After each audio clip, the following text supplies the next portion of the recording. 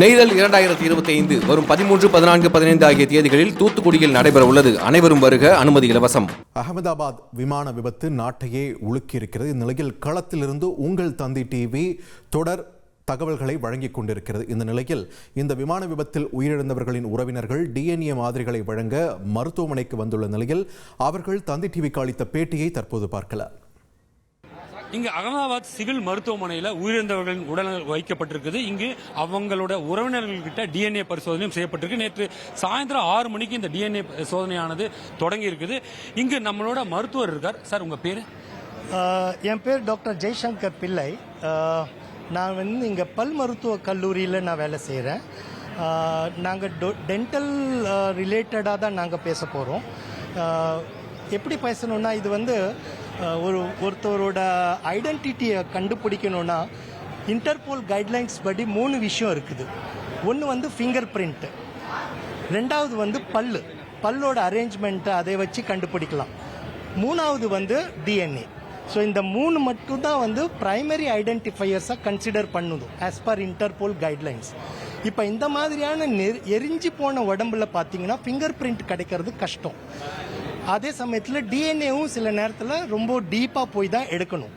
So teeth பார்த்தீங்கன்னா அந்த ஃபயரோட இதை நல்லா விட்ஸ்டாண்ட் பண்ணும்.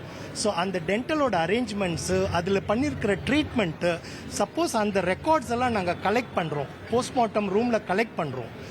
அப்போ அந்த உறவினர்கள் கிட்ட நாங்கள் கேட்கும் போது, உங்களோட சொந்தக்காரர் நீங்கள் கிளைம் பண்ணுறீங்க, அவங்க ஏதாவது டென்டல் ட்ரீட்மெண்ட் எடுத்தாங்களா அப்படின்னு கேட்கும் போது, அவங்க எடுத்தாங்க அப்படின்னு சொன்னால் அந்த டென்டிஸ்ட் கான்டாக்ட் பண்ணி அவங்களோட பேஷண்ட்டோட டீட்டெயில்ஸை வாங்கி நாங்கள் கம்பேர் பண்ணுவோம். ஸோ இது கம்பேர் பண்ணும் போது பார்த்தீங்கன்னா ஒரு பாசிட்டிவ் ஐடென்டிஃபிகேஷன் சீக்கிரமாக வர்றதுக்கான ஒரு சான்சஸ் இருக்குது. அதே சமயத்தில் DNA மோஸ்ட்லி பல்லுலேருந்து எடுப்பாங்க. பல்லு is a good source of DNA. So கடைசியில் இருக்கிற பல்லு, எந்த பல்லு ரொம்ப ஹீட்டுக்கு கிட்டக்க இல்லையோ அந்த பல்லை ப்ரிஃபர் பண்ணி எடுப்பாங்க. ஸோ அப்போ அந்த பல்லு எடுக்கணும்னா ஒரு டென்டல் சர்ஜன், நாங்கள் எல்லாருமே டென்டல் சர்ஜன்ஸ், டென்டல் காலேஜில் இருக்கிறவங்க, அந்த டென்டல் சர்ஜனால தான் அந்த பல்லை கரெக்டாக பிடிச்சி உடைக்காமல் எடுக்க முடியும். ஸோ அந்த வேலையை தான் நாங்கள் இன்றைக்கி 2 நாளாக பார்த்துட்ருக்கோம். அதே சமயத்தில் ஒரு பல்லோட அரேஞ்ச்மெண்ட் எப்படி இருக்குது, அதுக்குள்ளார என்னென்ன ட்ரீட்மெண்ட்ஸ் பண்ணியிருக்காங்க, அந்த ரெக்கார்ட்ஸையும் நாங்கள் போஸ்ட்மார்ட்டம் டென்டல் ரெக்கார்டாக நாங்கள் கலெக்ட் பண்ணியிருக்கோம். எவ்வளோ ரெக்கார்ட் சார் இது வரைக்கும் கலெக்ட் பண்ணியிருக்கீங்க? நாங்கள் டென்டல் பார்த்தீங்கன்னா ஒரு 135 கேஸ், 135 கேசஸோட டென்டல் ரெக்கார்ட்ஸை நாங்கள் கலெக்ட் பண்ணியிருக்கோம். இப்போ நாங்கள் ஃபேமிலி அசிஸ்டன்ட் சென்டரில் போய் நாங்கள் அதை கேட்க போகிறோம். யாராவது உங்களோட சொந்தக்காரங்க நீங்கள் கிளைம் பண்ணுறவங்க அவங்க ஏதாவது டென்டல் ட்ரீட்மெண்ட் எடுத்திருக்காங்களா? ஃபார் எக்ஸாம்பிள் பல் செட்டு போட்டிருப்பாங்க. ஏன்னா நிறைய பாடிஸில் பார்த்தீங்கன்னா பல் செட்டு நிறையா இருந்தது.